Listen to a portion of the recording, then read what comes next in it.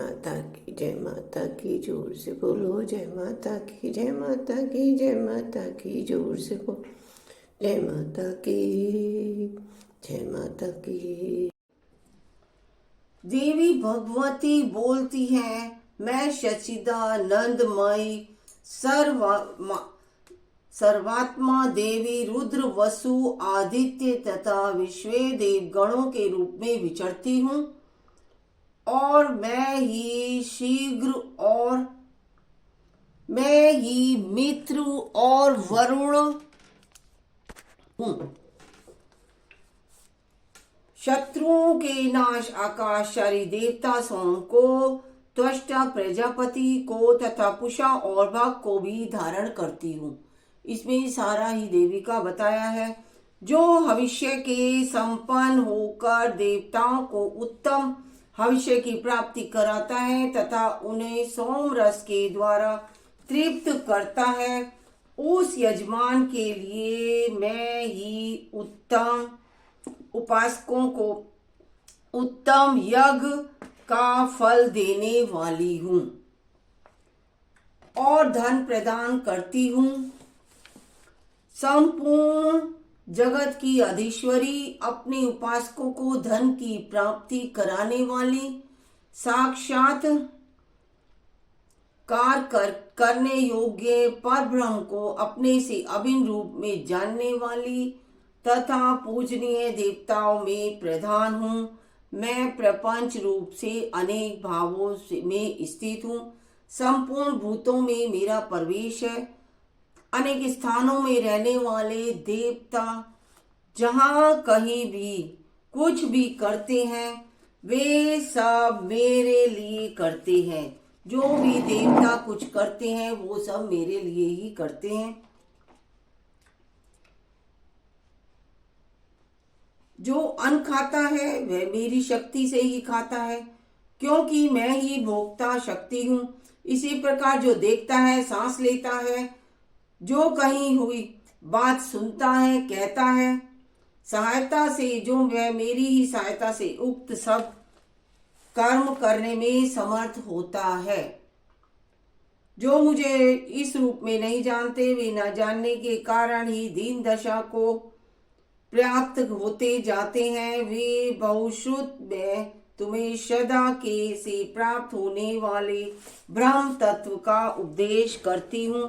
सुनो, मैं स्वयं ही देवताओं और मनुष्यों द्वारा शोभित इस दुर्लभ तत्व का वर्णन करती हूँ। मैं जिस जिस मनुष्य की रक्षा करती हूँ उन सबको उसकी सबकी अपेक्षा अधिक शक्तिशाली बना देती हूँ। उसी को सृष्टिकर्ता ब्रह्मा, परोक्ष ज्ञान संपन्न ऋषि तथा उत्तम मेघा शक्ति से युक्त बनाती हैं। मैं ही ब्रह्मद्वेषी हिंसक असुरों का वध करने के लिए रुद्र के धनुष को चढ़ाती हूँ। मैं ही शरणागत जनों की रक्षा करने के लिए शत्रुओं से युद्ध करती हूँ तथा अनंतर्यामी रूप से पृथ्वी और आकाश में व्याप्त रहती हूँ। मैं ही इस जगत के पिता रूप आकाश को सर्वाधिष्ठान स्वरूप परमात्मा के ऊपर उत्पन्न करती हूँ। समुद्र में तथा जल में मेरे कारण की स्थिति है, अतः मैं समस्त भुवन में व्याप्त रहती हूँ तथा इस लोक का भी अपने शरीर से समस्त स्पर्श करती हूँ। मैं कारण रूप से जब समस्त विश्व की रचना आरंभ करती हूँ तब दूसरों की प्रेरणा के बिना स्वयं ही वायु की भांति चलती हूँ। स्वेच्छा से ही कर्म में प्रवृत्त होती हूँ। मैं पृथ्वी और आकाश दोनों में से ही परे हूँ। अपनी महिमा से ही मैं ऐसी हुई हूँ। आप देवी से पूरा पाठ करते हैं और कोई गलती अपराध होता है तो उस अपराध के लिए हम देवी माँ से क्षमा याचना किस तरह करते हैं ये मैं आपको बताती हूँ, आप सुनिए। देवी माँ से क्षमा याचना। क्षमापन स्त्रोत है। हम देवी से कोई गलती होती है क्षमा मांगते हैं किस तरीके से, सुनिए। माँ मैं ना यज्ञ जानता हूँ ना यंत्र, आओ तुम्हें मुझे स्तुति का भी ज्ञान नहीं है कि मैं किस तरह से तुम्हारी याचना करूं। न आवाहन ना जानता हूँ, न ध्यानी स्त्रोतों का और कथा की भी जानकारी नहीं है। ना तो तुम्हारी मुद्राएं जानता हूँ और ना व्याकुल होकर मुझे विलाप करना आता है। मैं केवल तुम्हारा अनुसरण, तुम्हारे पीछे चलना जानता हूँ, जो सब कलेशों को और समस्त दुख विपत्तियों को हर लेने वाला है। सबका उद्धार करने वाली कल्याणमयी माता में पूजा की विधि नहीं जानता।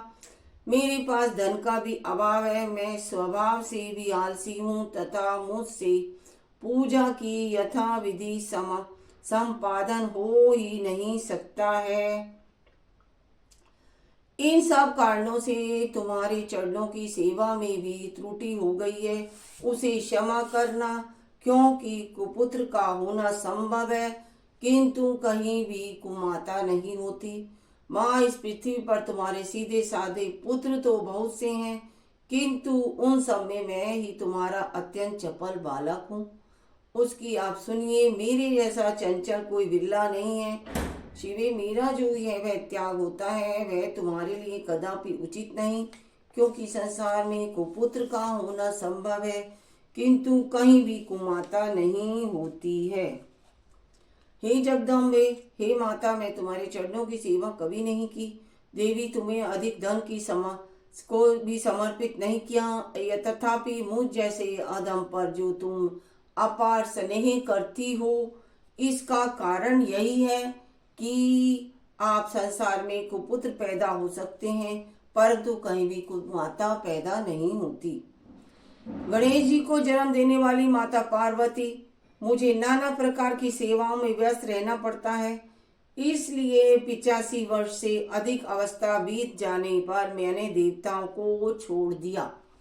मैंने देवताओं को बिल्कुल छोड़ दिया और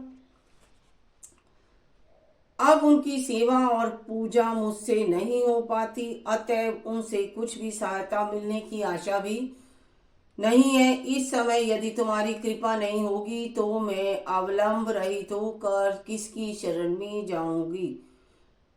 हे माता अपर्णा, तुम्हारे मंत्र का एक अक्षर भी कान में पड़ जाए तो उसका फल यह होता है कि मूक चांडाल भी मधुपाक के से समान मधुर वाणी का उच्चारण करने वाला उत्तम वक्ता हो जाता है। दीन मनुष्य की करोड़ों स्वर्ण मुद्रा से संपन्न भी होता है और चिरकाल तथा ताक निर्भय ही रहता है। जब मंत्र एक अक्षर के श्रवण का ऐसा फल है तो जो लोग विधि पूर्वक जप से में लगे रहते हैं उनके जप से प्राप्त होने वाला उत्तम फल कैसा होगा, इसका कौन मनुष्य जान सकता है। हे भवानी, जो अपने अंगों में चिता की राग भभूत लपेटे रहते हैं, जिनका विष ही भोजन है, जो दिगंबर नग्न रहने वाले हैं, मस्तक पर जटा और कंठ में नागराज वासुकी का हार के रूप में धारण करते हैं तथा जिनके हाथ में कृपाल शोभा पाता है, ऐसे भूतनाथ पशुपति भी जो एकमात्र जगदीश की पदवी धारण करते हैं, इसका क्या कारण है। यह महत्व उन्हें कैसे मिला, यह केवल तुम्हारे ग्रहण की परिपाटी का फल है। तुम्हारे साथ विवाह होने से ही उनका महत्व बढ़ गया। मुख पर चंद्रमा की शोभा धारण करने वाली माँ, मुझे मोक्ष की इच्छा नहीं है, संसार के वैभव को भी अभिलाषा नहीं है, ना विज्ञान की अपेक्षा सुख की आकांक्षा। अतः तुमसे मेरी यह प्रार्थना कि मेरा जन्म मृडानी, रुद्राणी, शिव और भवानी इन नामों से जप करते हुए बीते, इन्हीं नामों से मेरा जप करते हुए बीते। माँ श्यामा, नाना प्रकार की पूजा सामग्रियों से कभी विधि पूर्वक तुम्हारी आराधना मुझसे ना हो सकी, सदा कठोर भाव का चिंतन करने वाली, मेरी वाणी में कौन सा अपराध नहीं किया, फिर भी तुम स्वयं ही प्रयत्न करके मुझ अनाथ पर जो किंचित कृपा दृष्टि रखती हो। माँ, यह तुम्हारे ही अनुसार है। तुम्हारी जैसी दया में माता ही मेरे जैसे कुपुत्र को भी आश्रय दे देती है।